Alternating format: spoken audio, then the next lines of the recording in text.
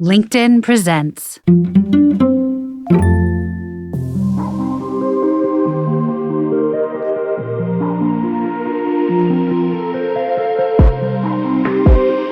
This is the Forbes Books Podcast, conversations with remarkable individuals who are impacting the world of business and beyond. Hola, I'm Joe Pardavila, and longevity in any business can be quite the accomplishment, but surviving more than 3 decades in the music industry is damn near miraculous. Since the mid-90s, Kevin Griffin has been cranking out hits with his platinum-selling rock band Than Ezra. But he's gone on to become an in-demand songwriter working with the likes of Taylor Swift, Train, Sugarland, and tons more.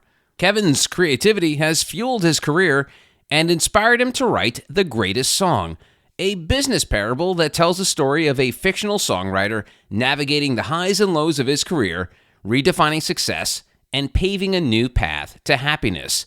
We're going to talk about the good old days, the current state of the music industry, and how creativity can transform your life. Kevin, welcome to the podcast. Joe, I'm giddy to be here. Finally, after all the haranguing I did, all the bugging and the pestering, you finally let me on the show. A lot of haranguing, Kevin, a lot of haranguing. And so I want to start by talking about your music career first, if you don't mind me geeking out for a little bit, because our careers tangentially took off around the same time. You were part of an iconic 90s band, and my career in radio New York started in the late 90s. So I'm sure Than Ezra spent many a time at WPLJ in New York City. Of course. So you know the drill. So we kind of, not that I don't think we've ever met, but I think Ezra was always around our studio promoting something. So I want to start with that. Your band is responsible for probably the single funniest Norm Macdonald joke of all time. And I know you're familiar with it, but in music news, number 1 on the college charts this summer was Than Ezra. And at number 2, Ezra. Just a great joke. One of the greatest. Please take me back to that time when you first heard about it. And this is before things went viral, so I'm sure it took a little longer unless you were watching it. Take me back to that moment that joke was sort of like unleashed to the world and the legacy of it. Well, that was in the fall of 95. And, Ezra, that was 95 is when we burst out onto national consciousness. We got together in 88 when we were freshmen at Louisiana State University, but 95 is when it happened. I think in May, June, Good was number 1. And so we heard about, and Norm Macdonald was on fire, Weekend Update was it.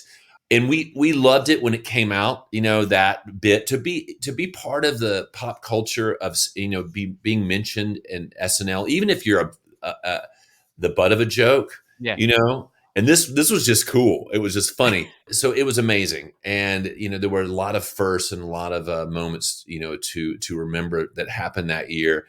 Of course, many years later, when Norm passed away and they chronicled his, top 10 bits, his top 5 bits, up there, top 5 was always the Than Ezra line. And that's saying a lot because he was a master joke teller and he had so many iconic bits. Yeah.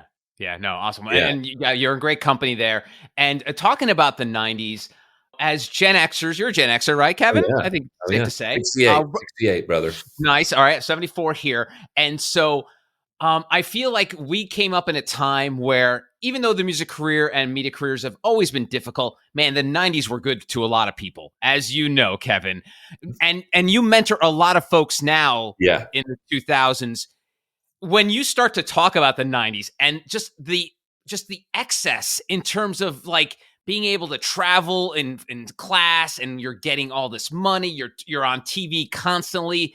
And then you talk about now where it's such a bear for these kids to break through. They've got to hope to be quote unquote viral. Yeah. I mean, there's more ways to sort of engineer your own career without having being signed to a label like you guys had to do. But what's it like reminiscing with those quote unquote good old days to the kids today? I always preface it with, at my core, I'm an optimist. While there's always changes and challenges and everyone wants to ring the death knell of whatever the old school was, there's always something new happening. You just got to figure out how to navigate it. That said, the 90s, I consider myself really fortunate to have been part of the old school music industry when physical albums, CDs, even cassettes still at that time, even and vinyl was there a little bit, were selling tons. And as a songwriter, you got paid in under that old system. So if you wrote all the songs on a 12-song album, which I did, I wrote all the Better Than Ezra songs back then. When you had a hit album, it was really lucrative because the copyright laws that addressed physical sales of albums, treated the songwriter as an equal to the record label and to the master. So it was great. They were salad days for sure, and it was very cool. And you could depend upon certain things. Fast forward, so I do talk about that to the kid. I work with, I'm always writing with artists in their late teens or early 20s, bands and stuff. I never want to come off as like, oh, you should have seen it back in the day, kid, but at the same time, now you're right. So many artists are the captain of their own ship. I work with some different people who have released albums on their own through DistroKid and TuneCore and all these different aggregators. And there's no middleman. They get all the money from the masters, and they do incredibly well and don't need a label.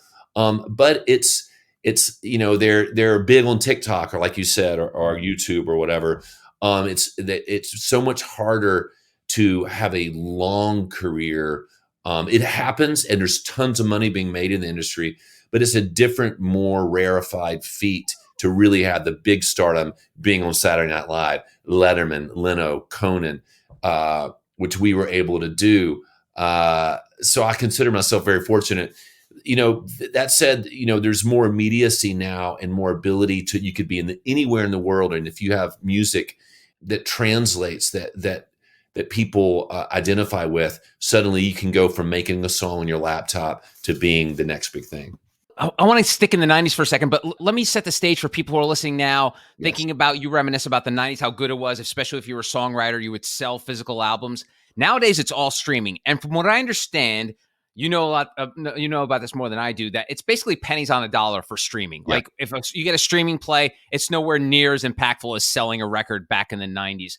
What are songwriters, performers seeing on the sales front when it comes to their music? Because I know a lot of them now, their bread and butter's touring. Like that's where they make their most impact, most money.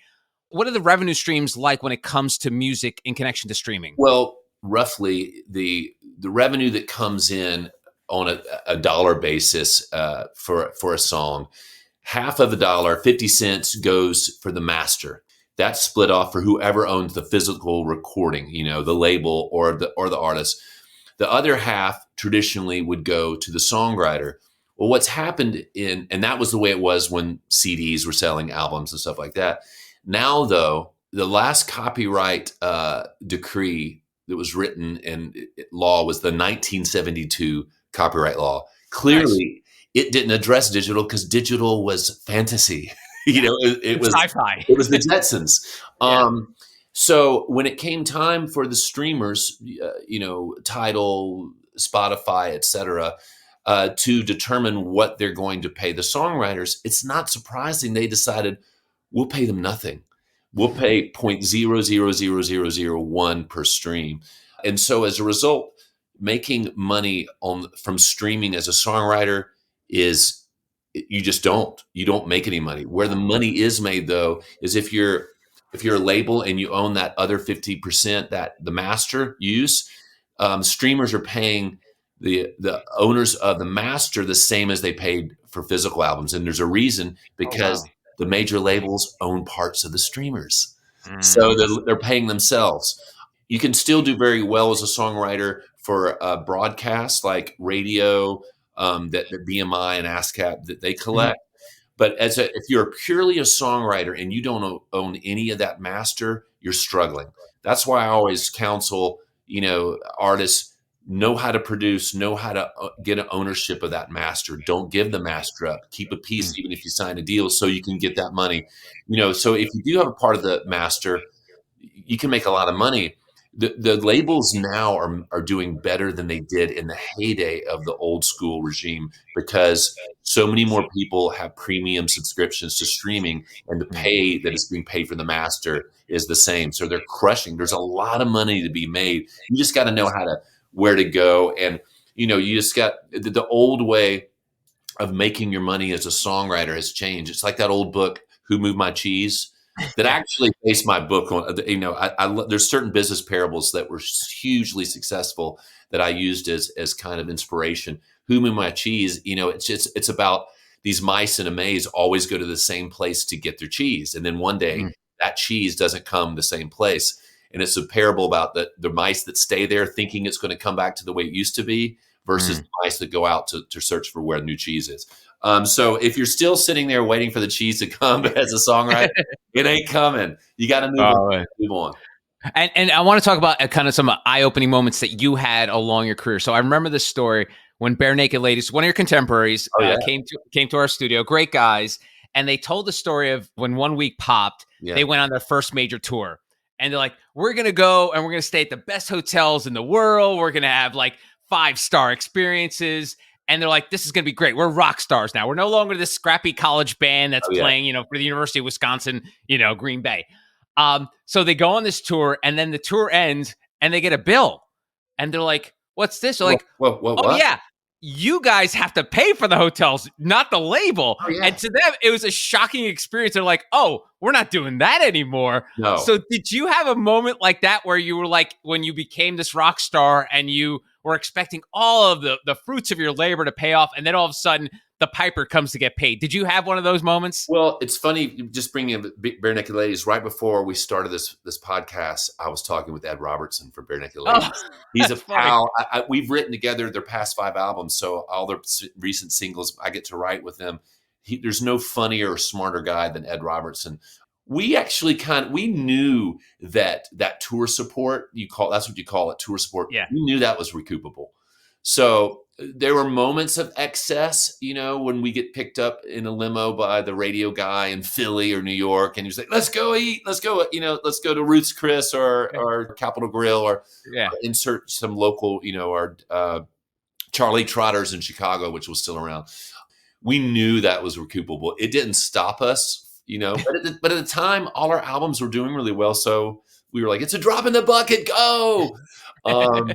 But yeah, it is, back in the day, it was so unfair to the artists because, you just got double dipped and double charged by the labels for packaging for the records.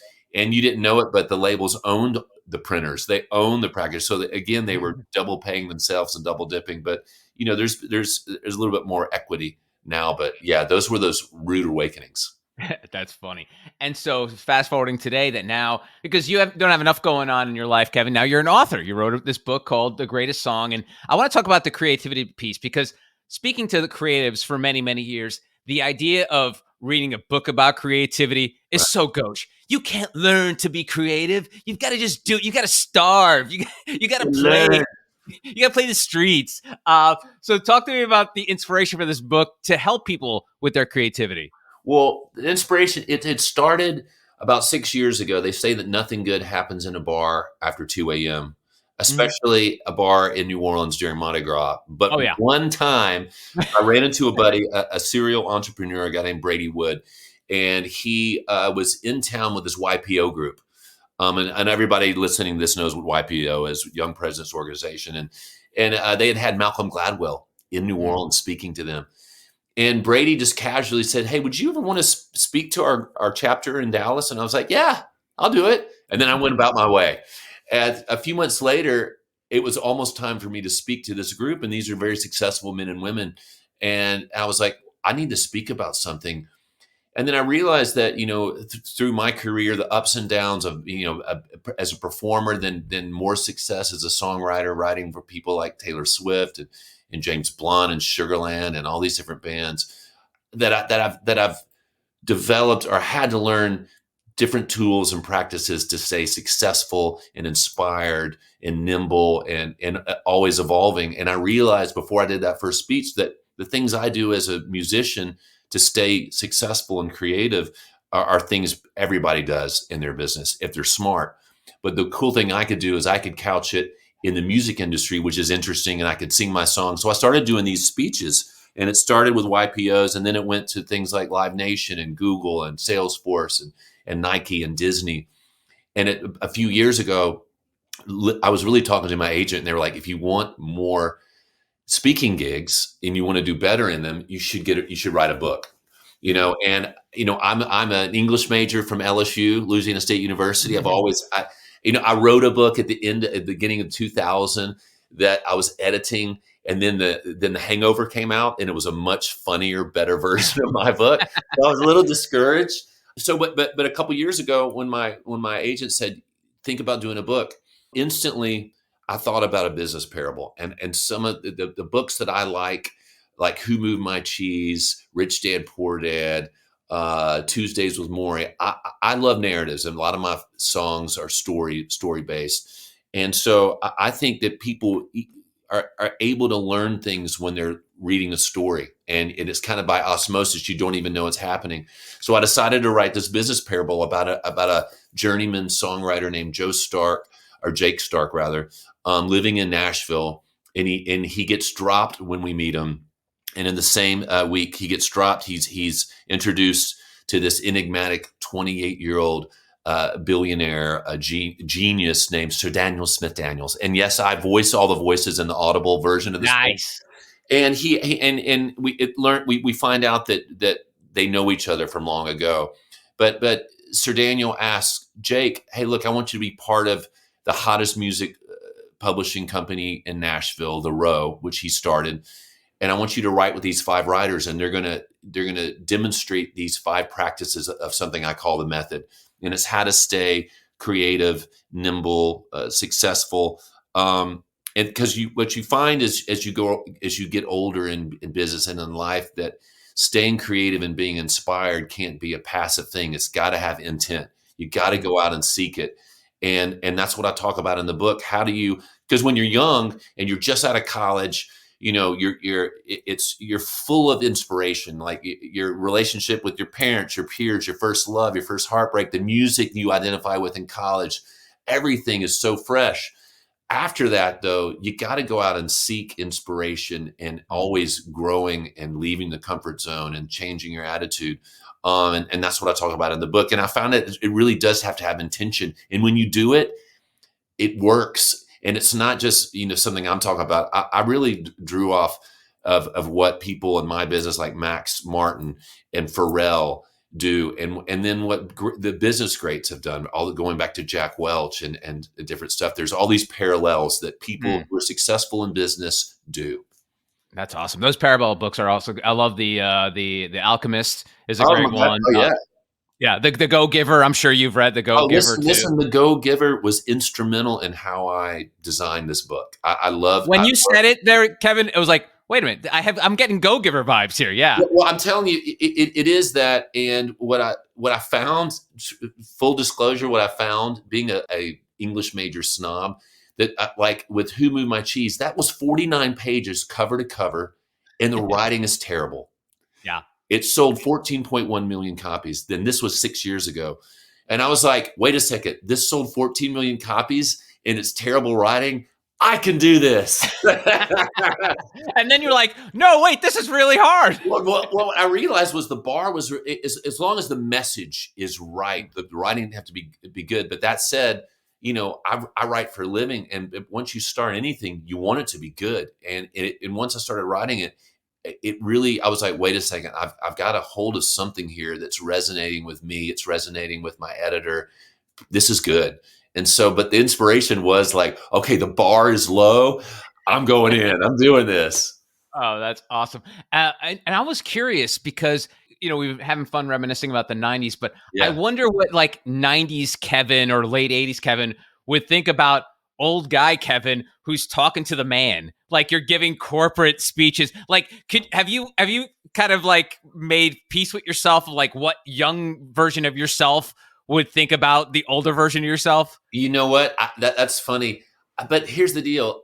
I've always been this guy kind of, the illusion that you're told as a musician is that you got to put a middle finger up to the man in the business and the corporate, and you can't think business because then you're compromising your art. The irony is that the musicians who don't know about business, who don't know about publishing deals or how they're being paid or who's getting the real money, those are the ones that stop because they do a shitty deal. They get cynical, they get jaded, they get broke, and then they're gone. And the people who are the most creative, the longest careers in this business are also great businessmen and women. It's the music business, and those things aren't mutually exclusive. You can be an artist and non-compromising and also have a really great business head on your shoulders. I knew that even back in the 90s. Maybe it was because it took us longer to get signed. I was 28 when we got signed, so I wasn't, as fresh-faced and naive as maybe if I was 21. But look, Paul McCartney, Tom York, Phil Collins, Billy Joel, they're also in the business known for being incredibly smart, shrewd business people. I mean, Taylor Swift, it doesn't get any smarter than her. She is a businesswoman first and foremost.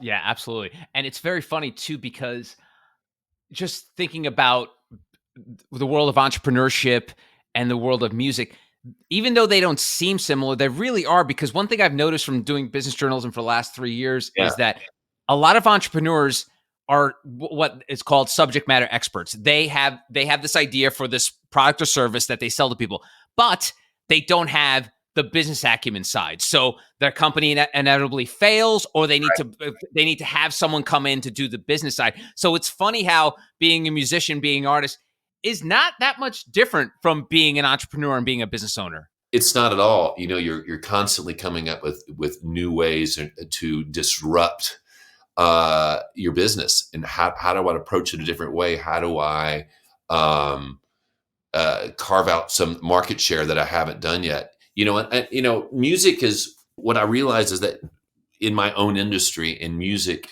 and in any industry, you think you know the business until you wear a different hat in your own industry. And so I've gone from being a musician and a songwriter to being a publisher, and I've published hit songs for Florida Georgia Line and Morgan Wallen, and I manage artists. I've started a music festival called Pilgrimage Music Festival. In 2015, we've had Justin Timberlake, the Foo Fighters, the Killers, Chris Stapleton. This year, we've got the Lumineers and Zach Bryan. I wear a lot of different hats, so I'm always, and then, I've learned about, ROIs and tranches and waterfalls. And I mean, things I'm like, sometimes I'm in these meetings, and then that's led into other investment opportunities. I'm in these meetings and I'm like, I'm just a singer in a 90s band. I'm confused by all these acronyms. Better Than Ezra was the band we started at LSU. But after I graduated LSU, I was, I had 3 years where my LSAT was still good for law school. And I was like, okay, for 3 years, I'm going to give it 3 years to make it as a rock star, in music. Well, those 3 years came and went. The LSAT expired. But I've always had a foot in business and stuff. I like the challenge, and I like wearing different hats. Maybe I'm a little bit of an anomaly as a musician. Was this always part of your DNA? Like back in the heyday of Better Than Ezra, did you always have all these hats that you have now? Well, obviously they're different, but were you always wearing different hats back in the old Ezra days? I wasn't. And there's a famous music manager, a guy named Alan Kovac, and everybody in the music industry knows him. Alan managed Blondie, Meatloaf, the Bee Gees, Motley Crue, still manages Motley Crue. He's a legend in this business. And when Better Than Ezra had been dropped and we were making an album in the early 2000s, we were at a studio called Conway Studio in the heart of Hollywood. It's the same corner that Jane's Addiction sings about. And Jane says, she woke up on St. Andrews. Right at the corner of St. Andrews and Melrose is Conway Studio. And in 2002, we were there. It's still one of the finest studios in the world to go to. The Weeknd's there right now. In 2002, it was Justin Timberlake in Studio A making his Justified album. Better Than Ezra was in Studio 2. And Studio 3 was Meatloaf. Wow. And one morning I came into the studio and this older gentleman came up to me and goes, Kevin, it's Alan Kovac. Listen, Meat heard one of your songs and he'd like you to write him a song. And that was the 2 hours later was the first time I ever collaborated on a song. And it's not a coincidence that collaboration kind of became the bedrock for me of how to reinvent myself in my career as a songwriter, but also in my life over and over again. And that's practice one in the book, creative collaboration. And but Alan Kovac told me, as we became better friends about a year later, he said, listen, Kevin, he was not a shy man. He goes, look at what I got. I got real estate. I got management. I got investments. I got blah, blah, blah. You just got better than Ezra, kid. You need to diversify. Wow. So he really got me thinking, okay, start writing with other artists. That's when I started writing with his artists, the Bee Gees and Blondie, and then had a hit with Howie Day, Collide, and all these other songs and then in short order, collaborating and working outside my band became a lot more lucrative than my own band. And it was because, somebody was a mentor to me. Do you ever do the sliding doors thing and be like, what if I never had that conversation? Like, would I still be playing like carnivals and fairs with Better Than Ezra or something?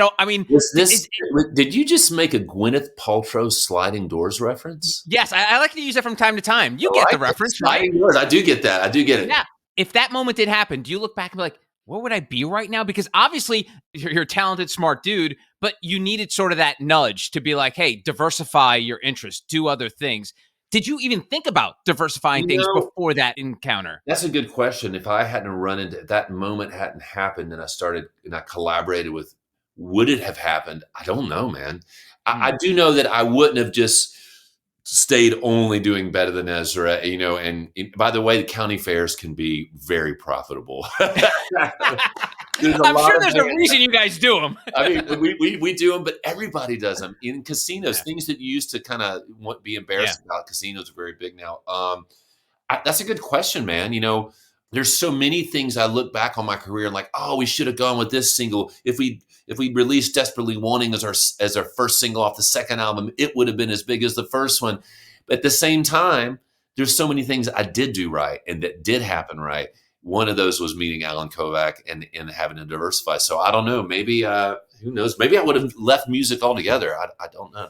Yeah, maybe we want to go be a lawyer. Who knows? You're all ready for it. So anything's possible. And as someone who wrote a book too, I remember one of the things that was the hardest thing to do was to get people to write testimonials for it. Oh. And I don't know if this was a tough experience for you, but you've got a hack on yours, a guy by the name of Peyton Manning. Oh yeah, on the cover, brother. Yeah. First of all, tell me about that testimonial process and how the hell do you know Peyton Manning? Yeah, God, writing a book, just making yourself do it every day, it is hard enough. The testimonials, I've been in the business a long time.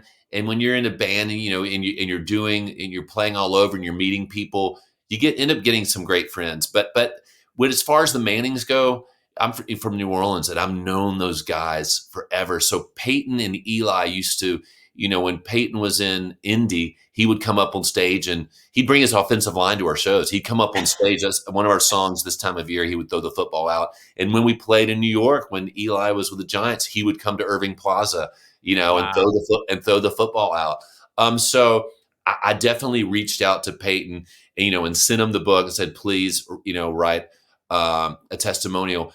I was blown away by testimonials by, like Harvey Mason Jr., the CEO of the Grammys, of Scott Murphy, the president of Duncan. I've got a lot of presidents and CEOs of some big businesses, Live Nation, and then a lot of great musicians like Randy Travis and Kevin Cronin from Art of Speedwagon. So there was Bobby Bones, who's, there were a lot of people there are people that I know. That's how I got them to do the testimonials. But then there are a lot of people I don't know that I respect, that wrote them. And that was a big bolster to my confidence that people read this that didn't know me and were like, hey, this book's the real deal. It really is speaking about things that are actionable, that putting handles on ideas that you can actually apply to your own life. One thing I'm really passionate about now is focus and self-awareness and time management. And I'm just wondering, for entrepreneurs listening, what are your hacks for time management? Because you've got this book. Better Than Ezra still plays, still tours. You've got your songwriting with other people. You're giving speeches. How do you manage all of it? Just like everybody, sometimes you feel like despite what you're doing, you're losing momentum and losing track because like, oh my God, I'm so far behind. What really helps me is making to-do lists. I make a list on my phone, on my own memos, probably every couple of days. it just like to do. And that way, just enumerating those things out allows me to put my eyes on it. And then it doesn't seem so daunting, the things I've got to do, whether it's shop or finish looking over a contract, finish this song, get mix notes, whether it's the festival or all these different things, that makes it all seem manageable. And then when I have that peace of mind, like I did that, and then I put a couple asterisks by something like that. And then it also allows that, when you wake up in the middle of the night, that noise, that white noise, like, oh, I got to go do this. And everything in the middle of the night seems so dire. It's weird, it's the weirdest thing in the middle. And then you wake up in the morning like, everything's fine. I'm fine. The last night, 5 hours ago, it felt like it was the end of the world. But when I do those lists, it keeps me on top of those things. And I tell you, but when it is crazy, what allows me to keep it all from being overwhelming is exercise. When I exercise in the morning, when I start off I get on the Peloton or I go for a quick jogger, just anything, not a big workout. It just levels me out. Just whatever tension, stress I'm feeling, if I feel like I can handle it. How do you explain your longevity? Because I know many people who came up around the same time you did, they're struggling now. They're scraping by. They're touring as much as they can. They're doing whatever they can, but they don't have the diversification that you have. Do you get hit up by folks that you toured with like in the 90s and be like, dude, how are you doing this? Like, how do you explain your success over such a long period of time? It's funny because I was getting asked that more and more by some of my peers and friends, and then younger artists. Like, it's a super fickle industry I'm in. And going back to 2002, when I met Alan Kovac, he said, hey, I got all this. You got this one thing you need to, that wake up call, like, oh shit. For me, it's always been seeking out, how do I get better? Collaborating with different people. When I work with different people, by osmosis, I'm affected by them. When I'm in a collaboration and I check my ego and say, hey, I'm around a lot of talented people and I listen, that's when we get a great song. That's when we get a great business idea. So I'm always about don't micromanage, listen. You can always get better. And then also there's something I talk about in the book. It's called Filling the Well, which is really continuing education. And like I mentioned earlier, when you're young, you're full of inspiration. But as you get older and go through your career, you got to continue to seek it out. And, so there's the creative side. Like for me, it's listening to new music. I'm always going down the rabbit hole with new artists. And so when I sit down in front of an artist, a younger artist, or even in a business, I'm listening to new things.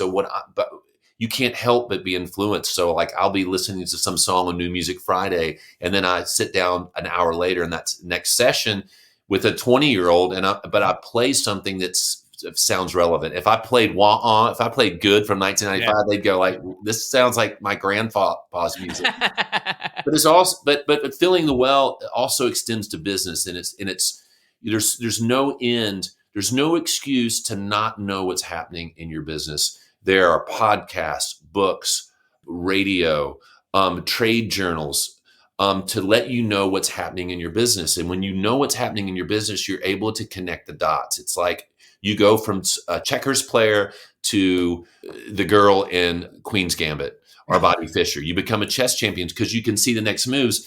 So like we all have great ideas. Like for me, I have a great song idea. You may have a great idea in tech, in business, but how do you get it to the finish line? How do you connect the dots to get it to the person who can make that thing? There's no end to resources to know what's happening in your business. Where are the executives moving? Who is now working at a company you couldn't, break into? Well, if you were reading your trade journals and listening to podcasts, you knew that person is now, for me, it's Sony Records. And then also embracing your competition, the people who are crushing it. Don't resent them, I'm better than that. Say, no, wow, they're having success. I can learn from that. For me, I hear a hit song that I should have written with Ed Sheeran that day, but Ryan Tedder got it. Then I listen to the song and I'm like, wow, it's a really good song.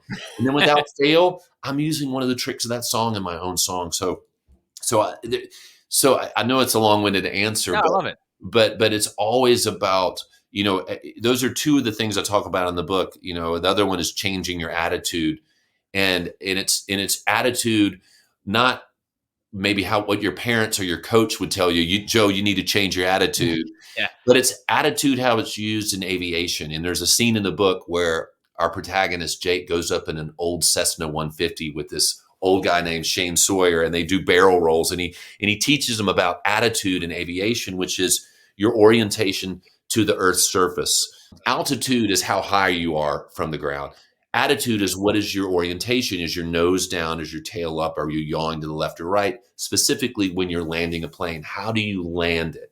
So if in a songwriting session, the way I land it or complete my task is I'm usually start on the guitar, but sometimes I'm just hitting a brick wall, that's not working. So I got to change my attitude. I got to change my angle of approach. So I start with a lyric. If that doesn't work, I use a beat. Let's just come up with it. Let's build a cool beat on the computer.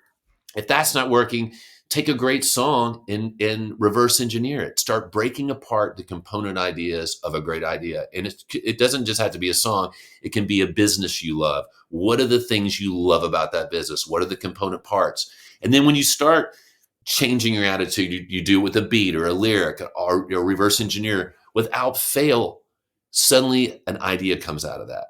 And So without even knowing it, you're accomplishing what you were in a creative deadlock for. So yeah. That's great. You might remember the name Scott Shannon, who's my mentor at PLJ. I love Scott Shannon. Yeah. He had this adage that, and I always joke that he never had an original idea in his entire life. He would get ideas and then he would say, I like how they do that. Let's do that, but let's do it sideways. Like that was his thing. Like find a good idea and just do it slightly different so it doesn't seem like you're ripping the person off. And in a way, that's how most great I mean, if you think about Apple, they never invented anything. They just took ideas and they just did it a little sideways. They took the smartphone that was around, they did it sideways, and we got the iPhone. What is that? What is that saying? Good artists borrow, great artists steal. Yeah. I know somebody out there saying that's not the right quote. It's something like that. Yeah. I just posted on my Instagram this great clip of Paul McCartney on a TV show, and he's got his guitar and he's playing a Bach piece on the acoustic, and he's talking about how when the Beatles used to play, they would to make people think they knew how to really play music, they would do this little Bach piece, and when he plays it, you recognize it. But then he said, I was playing that, and I always loved this one bit of motion in this Bach piece, and then when I was in the hotel room one night, I used that to write this, and then he changes the feel a little bit, and suddenly it became Blackbird. Wow. So you take great ideas, you get inspired, and then you do it sideways, and then because we're all different, it goes through that sieve, it goes through us, and suddenly it sounds like a Joe song or a Kevin song. I like to keep things very simple, as you can tell from our conversation, Kevin. I love it, Joe. You love the simplicity. Good. And if I boil down your success and what your sort of secret sauce is curiosity.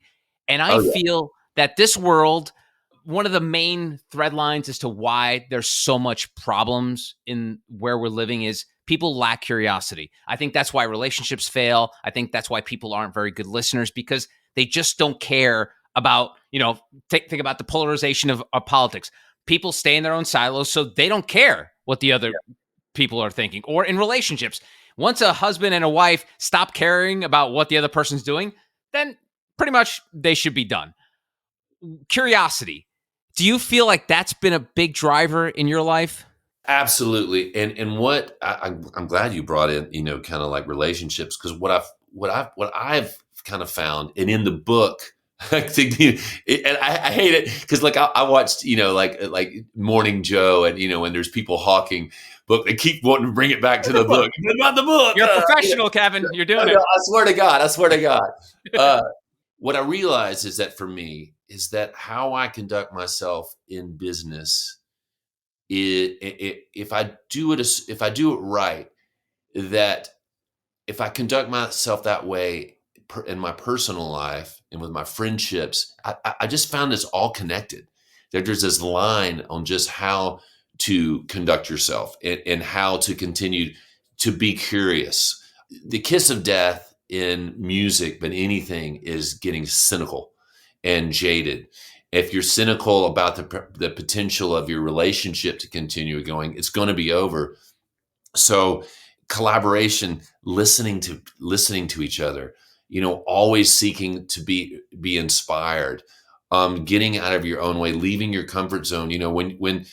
When you listen in a relationship with your spouse, and you get a little bit of self-awareness, like, wow, I can learn something, I can get better, I can be the best version of myself. That's when life gets really great, and not only in business but relationships wise. And you're right, when I think when it gets to a point where you don't listen to each other, when you don't check your ego at the door, when you lose self-awareness, that's when relationships fall apart, and that's when you're done. But for me, in my life, and that's kind of why I wanted to share in the book, when I stayed open to possibility and wide-eyed and continued having a sense of wonder, that's when life has continued to open up for me. Because I don't believe in a second act. I believe in a third act and a fourth act and a fifth act. And there's no reason because I see it. I see it in people around me. And I didn't just wake up and have that. It was through living life, and that's kind of why I wanted, and it sounds cheesy. I'm in my 50s now, and you want to have purpose. You want to leave something behind. And part of it was, hey, this worked for me. And these kind of things I do work for me. And I'm not making them up. These are things that work for other people, and they worked for many years for people. There's just truth and there's wisdom. And so I was able to put it into this story about this musician, and it's fun and it's cool. That's so awesome. I have this theory, I call it the fulfillment paradox, that the reason pop stars, musicians, songwriters stop producing hit songs is because they have too much fulfillment. I use the example of Bono. Bono wrote Where the Streets Have No Names and With or Without You during a time in his life where he was growing as a human being. He was finding himself, and his songs connected with a worldwide audience. Fast forward 30 years later, when U2 puts out a song, Bono lives in a castle and he flies in a private jet. He's got a beautiful family. I think one of his kids is a musician, the other one's an actor.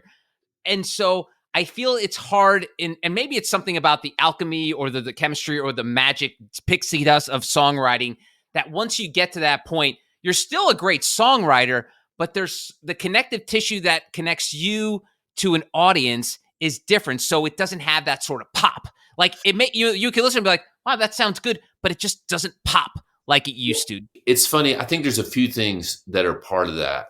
Part of it is your reaction too. It's maybe not what they're making, it's your reaction because you're in a different place. Let's use U2 as an example. You're right. Like when Joshua Tree came out, an Octung Baby, it was, you were a certain age and they were the biggest thing in the world and their music did resonate and speak.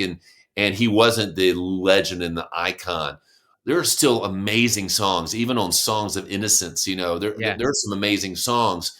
I think personally, U2 will always be my favorite band, but my tastes have changed. I'm into maybe some different things. So it's easy for me to say, oh, their songs aren't as good, but I think it's a two-way street. Interesting. So I do think, Bono is still making great music, but I totally agree with you. But then there are artists like Neil Young, or Tom Petty, or McCartney for that matter, who are still making incredible music that is every bit as good. So I do think that it can't be in a vacuum that they're not making the same music because your circumstances have changed.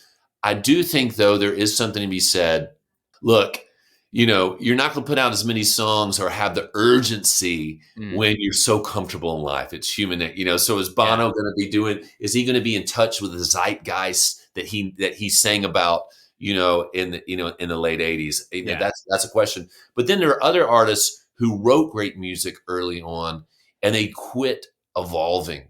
They quit bringing in new sounds and quit having curiosity, and their music isn't good because of that. And that's kind of what I always wanted to avoid. I saw it happening. So and I never bought that you have a moment of greatness and then that moment passes. I'm like, no, you just got to go out and find it. That's awesome. That's great. Cool. Thank you. And as you can tell, very simple. I was seeing it from the lens of, hey, here's Rich old Bono. He's not playing the House of Blues Nolo with Than Ezra. He's not doing that. He's not doing that. But he's playing the Sphere, Joe, in the State of the Art in October in Vegas, and I will be there. Awesome. All right, my last question, and thank you so much for indulging me during this conversation. Dude, I love these questions. It's my pleasure. Oh, cool. Well, thank you. So this one you may not want to answer. So I'm going to preface it. Bring it. A few years ago, I was interviewing Jason Mraz, and I said to him, "Man, I'm Yours." Probably is going to go down as one of the biggest pop songs of all time. Right. I said, with the success of I'm Yours, could you essentially pull the plug, take everything, and just retire and live off that one song? And he said to me, "Yeah, but I don't want to because I love to play music, write music." So I want to ask you, what is your IRA song? What is the one song you wrote that you could basically, if you wanted to, live very comfortably or live well enough alone that you're like, and not that you're going to do this, but I'm just saying, just so folks listening and be like, oh, damn, he wrote that thing. That's good. So what's that one song that is like your bedrock as part of your IRA financial retirement plan? I tell you, a song that's the gift that keeps giving is Collide. I wrote that for Howie Day. That song continues to get used so much. Those kind of songs like Jason Mraz, I'm Yours, they're an evergreen because you have a hit and then you have recurrent, meaning it just keeps getting played. It's just part of the playlist of America. And good is that too. But I think good and Collide. Look, I've had number ones, but look, I'm Yours was a worldwide number one. Have I had a worldwide number one? No. So while Mraz has that one, it takes me two to equal to his. And can I retire? And I don't even think about that, man. I like the process of it. I will continue playing. I'll be playing music up on a stage when it's really, really sad. Like, oh my God, did you hear that guy from Than Ezra? He's 75 and he dropped dead. No, good for you. Yeah, no, and thank you for asking it because I always feel like I'm a blue collar dude working a pretty good job, but like I'm always thinking about my retirement fund. So I've got I've got Disney stock and I've got, stock in a Google and Meta, and you've got all that, but you've also got Collide thrown in there. You got good thrown in there. You're great. Well, the great thing about a hit song is that, every quarter it comes back. You get, royalties. They call it mailbox money. Mailbox money. I will tell you the person that you should interview is Ed Robertson, going back to Bare Naked Ladies, because Ed wrote the theme from The Big Bang. Oh, and that song has done way, way, way, way, way, way, way better than anything Bare Naked Ladies ever did. And you need to have him on for him to tell you just how good. I definitely will. Well, this has been such a blast. It's so great, like reminiscing, talking about the 90s, the good old days, as we call them. Good old days. You kids don't get it now. You guys don't have no idea how good it was. No idea.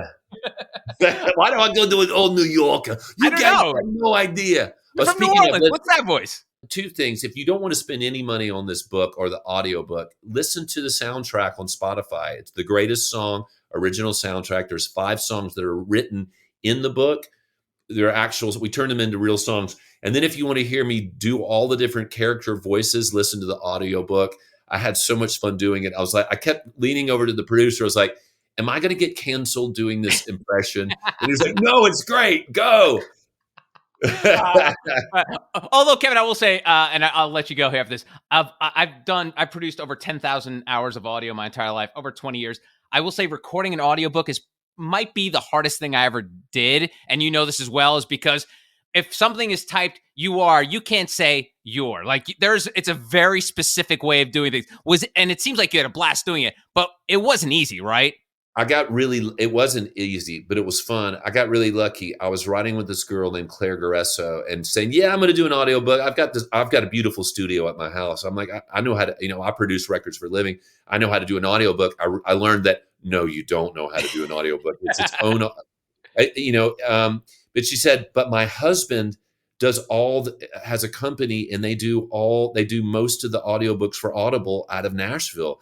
He'll be your producer. So we set up 4 days, 4 or 5 hour days where we did my book. My book's only 181 pages. So it wasn't like a long book. And that was by design. Those books should be short, but so it was just the quality control and the different, and like I would barely move my leg. He goes, let's redo that line. I heard you move your leg. And I'm like, what?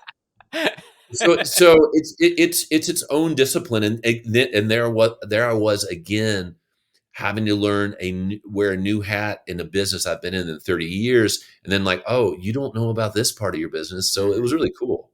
And I'll do it again, man. I had a blast doing it. I want to do some boudoir novels. Well, like erotic thrillers, Joe. Yeah. She knew the moment he entered the room that there was more than just room service on his mind. What do you think about that? Wow. If it was inappropriate, I would say I'm turned on right now, but I'm not going to say that. Kevin Griffin, thank you so much for the time. Really appreciate it, brother. Brother, thank you. You're welcome, and that'll do it for another episode of the Forbes Books Podcast. Don't forget to subscribe to the show. That way, you'll receive new episodes as soon as they're available. And if you have a spare moment, I would greatly appreciate it if you could leave a review, which would help other exceptional entrepreneurs like you discover the show. You can always connect with me on Twitter, LinkedIn, and Instagram at Joe Pardavila, and please don't forget the golden rule and treat others as you want to be treated. Thanks for listening. Until next time, adios.